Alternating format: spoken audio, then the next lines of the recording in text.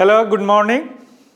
We meet again with a new topic in the current affairs regarding the criminalizing begging, यानी भीख मांगने को अपराध घोषित करना। एक नया ऑर्डर रिलीज हुआ है। So the order that prohibited what begging, यानी वह भीख मांगने को प्रतिबंधित करता है। तो वह ऑर्डर क्या है, कैसे जारी होता है, उसका कानूनी आधार क्या है, इंडिया यानी सेंट्रल कानून क्या है, स्टेट का अपना कानून क्या है, विभिन्न सुप्रीम कोर्ट का जजमेंट क्या है। All things right now going to discuss regarding the begging, यानी भिक्षावृत्ति यानी भीख मांगना। अब यह ऑर्डर क्या किया है, भीख मांगना भी अपराध है और भीख देना भी अपराध है। अगर दोनों में पकड़े जाते हैं तो सजा का प्रावधान है। अब ये कहाँ हुआ है, ये सारी चीज अभी हम समझने का प्रयास करते हैं। चलिए शुरू करते हैं। सो इन 3 फरवरी 2025 यानी 3 फरवरी 2025 को भोपाल ने एक ऑर्डर इशू किया। क्या कि prohibiting begging for public places, यानी सार्वजनिक स्थान पे भीख मांगने को प्रतिबंधित कर दिया है, प्रोहिबिटेड कर दिया है ना। सिमिलर टू इंदौर अर्लियर, इससे पहले इंदौर यह ऑर्डर जारी करते हैं। यह ऑर्डर नॉर्मली डिस्ट्रिक्ट मजिस्ट्रेट जारी करते हैं, है ना। तो वो देखेंगे कि वो ऑर्डर का क्या कानूनी प्रावधान है, क्यों ऑर्डर जारी किया जाता है, ये सारी चीज़, और क्या सेंट्रल कोई कानून है जो भीख मांगने को प्रतिबंधित करता है, यानी प्रोविजन लगाता है भीख मांगने पे, बैगिंग पे, है ना। सो एक कुछ दिन पहले इंदौर जारी किया था, अगेन अब भोपाल जारी किया है। यह ऑर्डर क्या करता है, क्रिमिनलाइज करता है, यानी अपराध घोषित करता है किसको, बेगिंग भीख मांगना एंड गिविंग आर्म या भीख देना यानी दान देना। भीख मांगना या दान देना या भीख देना दोनों को अपराध घोषित करता है। क्लियर। और पकड़े जाने पर FIR रजिस्ट्रेशन का भी प्रावधान है, यानी अगर आप भीख देते हैं या भीख लेते हैं तो आप पर FIR दर्ज होगा, यानी फर्स्ट इंफॉर्मेशन रिपोर्ट दर्ज किया जाएगा, है ना। सो क्रिटिक आर्गू, यानी जो भी आलोचक है वह उनका यह तर्क है कि यह जो लॉ है वह एंटी प्योर है, यानी गरीब विरोधी है। क्योंकि गरीब ही भीख मांगते हैं, कोई शौक से तो भीख मांगता नहीं है, ऐसा जो क्रिटिक्स है आलोचक का कहना है। So the law is the what, anti poor, यानी गरीब विरोधी है। और इस लॉ में है ना प्रोविजन से ज्यादा सजा पे ध्यान दिया गया है ना।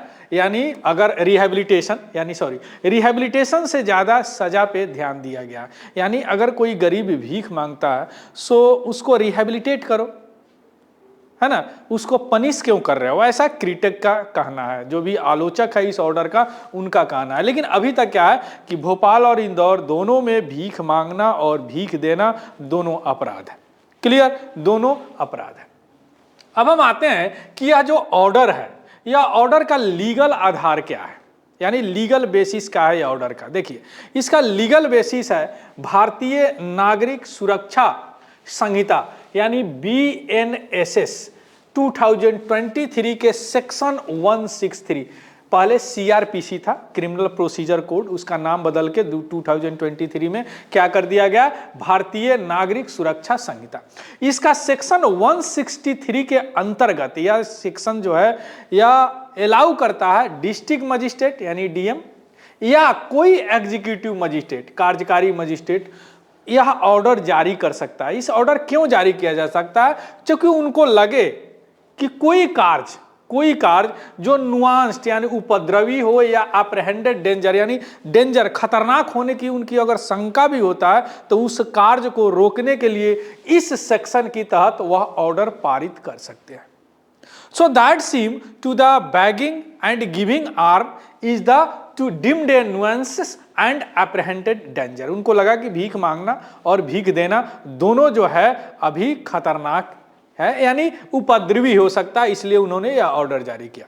अगर इस ऑर्डर को डिसओबीडियंस करते हैं यानी आप पालन नहीं करते हैं तो 6 मंथ तक इम्प्रिजमेंट है यानी कैद है और 2500 यानी 2500 तक फाइन है या दोनों हो सकता है। लेकिन अगर आपका डिसोबीडियंस, अगर इसको आप अवज्ञा करते हैं जिसके कारण किसी का लाइफ और हेल्थ इंडेंजर्ड होता है, खतरे में आ जाता है, तो यही सजा जो है 1 ईयर जेल हो जाएगा और 5000 रुपए या दोनों हो जाएंगे।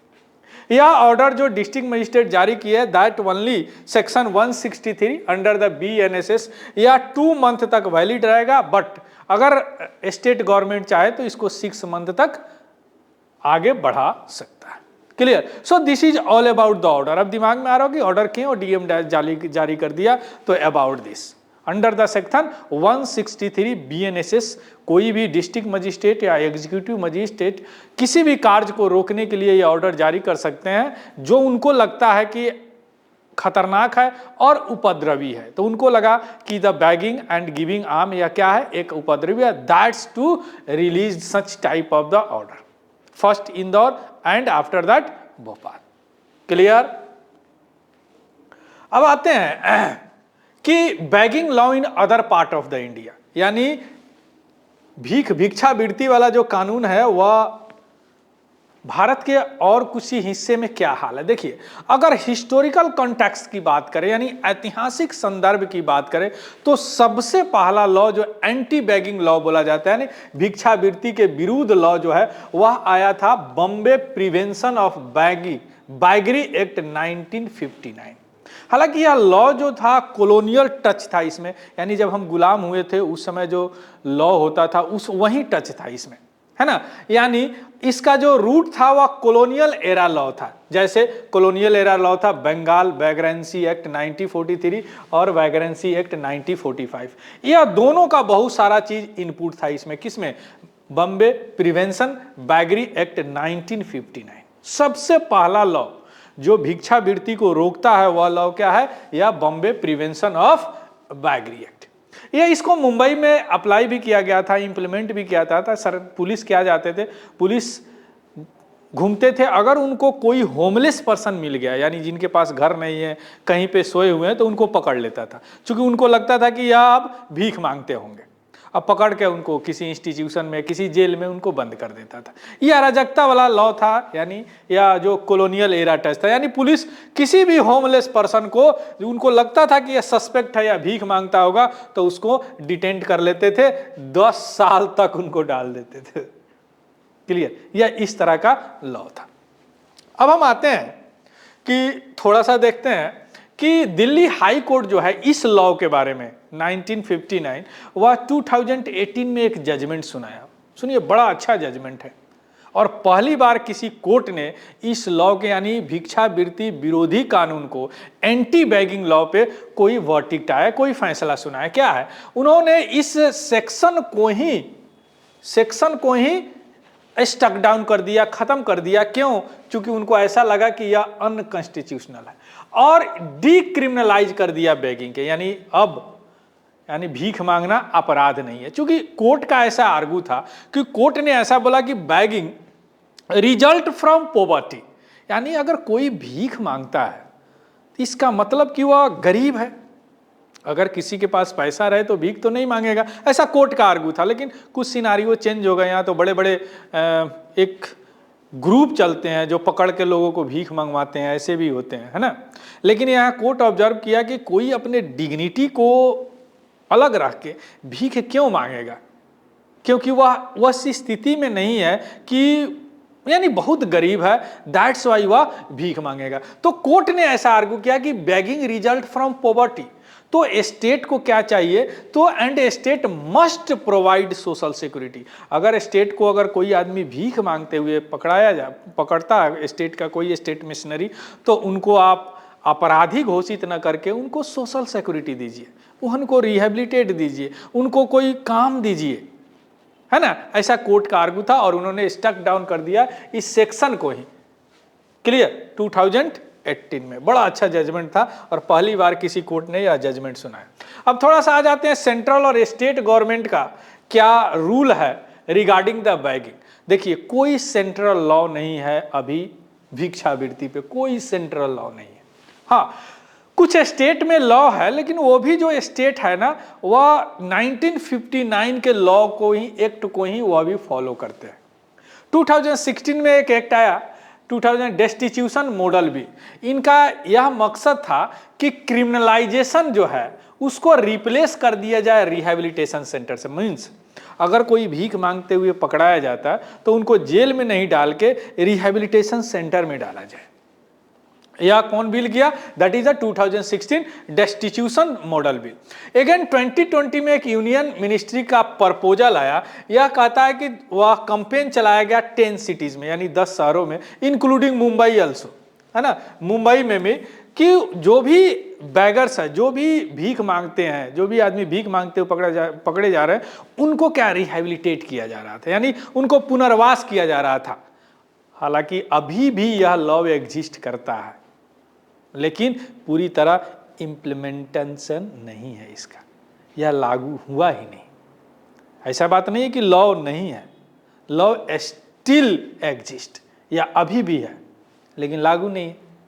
यहाँ है कि जो भी बैगर्स हैं उनको रिहेबिलिटेट करने का लागू ही नहीं है। इसके बाद एक मेंटल हेल्थ केयर एक्ट 2017 आया।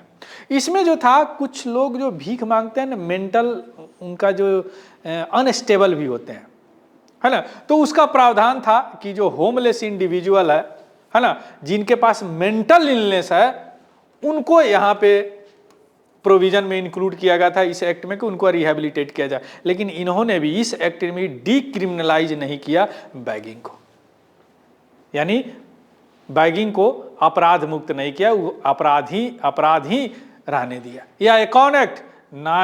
Mental health care act 2017। Get it? अब आता है डिबेट क्या हो रहा है इसमें। देखिए, this is a very important in the social issues. यह एक सोशल इशू के लिए बहुत इंपॉर्टेंट टॉपिक है कि क्या बैगिंग को क्रिमिनलाइज किया जाए, या बैगिंग को क्रिमिनलाइज ना करके, पनिशमेंट ना देके उसको रिहेबिलिटेट किया जाए। उनका क्यों वह बैगिंग भीख मांग रहे हैं, उनके कारण को अच्छी तरह स्टडी करके उनको पुनर्वास किया जाए, रिहेबिलिटेट किया जाए, या उनको रोजगार दिया जाए, उनको सोशल सिक्योरिटी दिया जाए, या इस तरह के मुद्दे हो रहे हैं। तो यहाँ दो ग्रुप बन गए। एक ग्रुप जो अधिकारी ग्रुप है, that support the anti begging law, और एक है जो एक्टिविस्ट है, they oppose the anti begging law. क्या है दोनों का तर्क? क्या है ये देखिए। अथॉरिटी जो है यह जस्टिफाई करते हैं एंटी बैगिंग लॉ को, या बोलते हैं कि भिक्षा विरोधी जो कानून है वह सही है। क्यों सही है? क्योंकि इनका कहना है कि जो फोर्स्ड बैगिंग और ट्रैफिकिंग अभी काफी तेजी से बढ़ रहा है। फोर्स्ड बैगिंग मीन्स जबरदस्ती किसी को भीख मंगवाना, या ह्यूमन ट्रैफिकिंग यानी मानव तस्करी। कई ऐसे भी केस आए हैं कि किसी अलग जगह से आदमी को तस्करी करके लाया जाता है और उसे भीख मंगवाया जाता है, या कुछ गलत काम करवाए जाते हैं। That is called human trafficking. तो यह जो लॉ है, यह फोर्स्ड बैगिंग यानी जबरदस्ती भीख मंगवाना या ट्रैफिकिंग मानव तस्करी को रोकेगा। ऐसा जो भी अथॉरिटी है वह जस्टिफाई कर रहे हैं एंटी बैगिंग लॉ का। दूसरे साइड जो अभी हम बात किया, जो क्रिटिक्स है यानी जो इनको अपोज करते हैं, जो एक्टिविस्ट है, उनका कहना है कि अगर आप ट्रैफिकिंग की बात कर रहे हो तो हमारे पास ऑलरेडी एंटी ट्रैफिकिंग लॉ है, ये खुद हैंडल कर रहा है ट्रैफिकिंग का। अगर आप बोल रहे हो कि किसी आदमी को एक जगह से लेके दूसरे जगह पे लाया जाता है और उनको फोर्स्ड बैगिंग कराया जाता है, यानी जबरदस्ती भिक्षावृत्ति कराया जाता है, तो you have also the anti trafficking law. आपके पास है एंटी ट्रैफिकिंग लॉ, उसको ठीक से पालन करो, उसको इंप्लीमेंट करो ठीक से। That is the argue from the activist. तो यहां पे मिला जुला के यह होता है कि अगर किसी बैगर को पकड़ा जाता है, या कोई भिक्षावृत्ति करते हुए पकड़ा जाता है, या कोई दान देते हुए पकड़ा जाता, तो focus should be on rehabilitation. उनको पुनर्वास कराइए, उनको सोशल सिक्योरिटी दीजिए, सामाजिक सुरक्षा दीजिए, उनका जो पॉवर्टी एलिविएशन कीजिए, गरीबी उन्मूलन का कार्यक्रम चलाइए, ना कि उनको आप पनिशमेंट दीजिए, सजा दीजिए। सो यहां है कि एंटी बैगिंग यानी बैगिंग को क्रिमिनलाइज मत कीजिए। That is you should have rehabilitation, social security and poverty alleviation. That is argue from the activist and those people that oppose the anti-bagging law. Clear? So this is a very important for what? For what? Social issues. Clear? Criminalizing bagging. अगर कोई पूछ दे कि क्या भिक्षावृत्ति को अपराध घोषित करना सही है, so you have all points. Clear? So thank you, have a good day and happy learning. Thank you very much.